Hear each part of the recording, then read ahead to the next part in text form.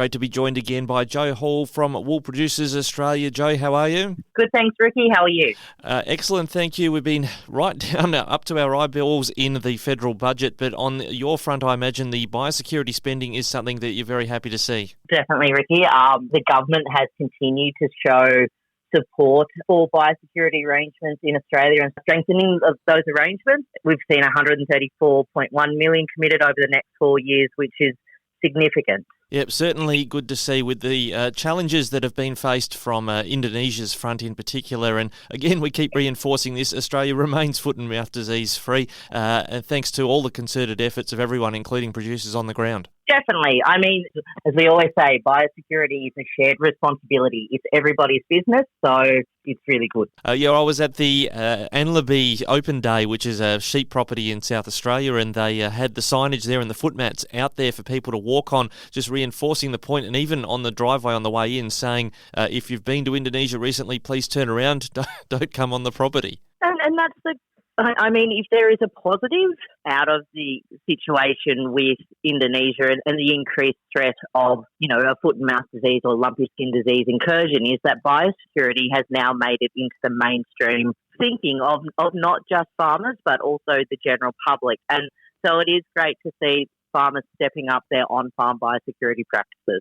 Now, with the flooding that's been happening in particular in Victoria and New South Wales and also parts of Queensland, how's that affected things in terms of, movement of livestock around the place? Has it affected wool trade?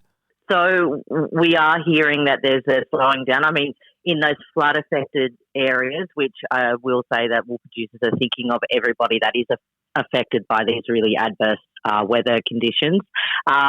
Where we're not seeing trucks being able to move. We're also hearing a lot of stories about shearers not being able to, get in and do their jobs as well. Well, not just because the sheep are wet, obviously, but just there's no access to property. So it's a pretty horrible situation for quite a few producers, particularly down south at the moment. I must confess, I'm not terribly familiar in the shearing scene. What is the peak season for when shearing would normally be happening? We've got labour shortages across all sorts of sectors. What is the shearing challenge looking like? Well, it continues to look quite challenging. So the peak season for shearing is spring, so sort of the end of August through to December.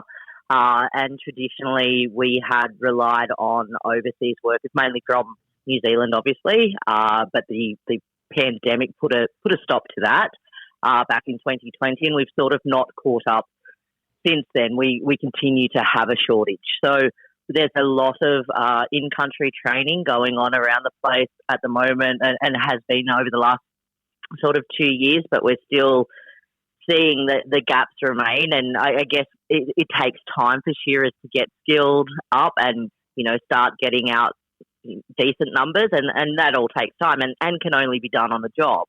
However, we still have an issue around attraction and retention of workers within the wool harvesting sector.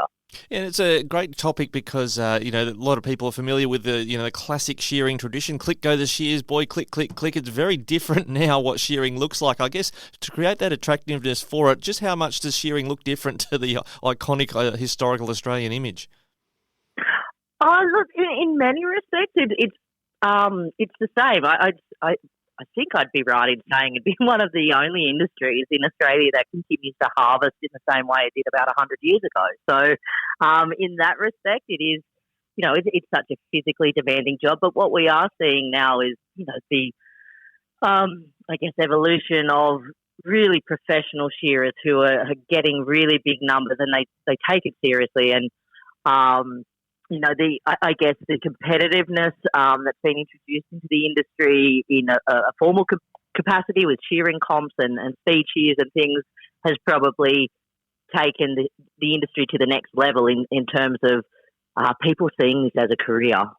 All right, I just wanted to check in also, I guess you said you were very busy at the moment. What's some of the things that are occupying your time, especially at the moment at Woolproducers Australia?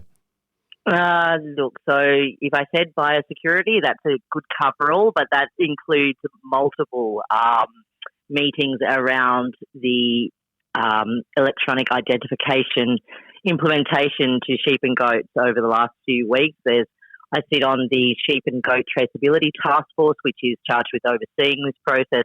as well as sitting in a lot of co-design meetings. We're meeting with our state farm organisation members to try and keep them informed and receive input from them into this process, because we do have tight timelines with the task force having to report back to ministers by the end of this year on what a national implementation plan looks like. We are also obviously still involved with foot and mouth disease preparedness, or more broader emergency animal disease preparedness activities, such as we're currently reviewing the OSVET plan for valuation and compensation at the moment, along with it just being AGM season. So I attended the AWTA AGM last week in Melbourne. We've got ours coming up in a couple of weeks. We'll have AWEXs as well. So it's just a very busy time of year.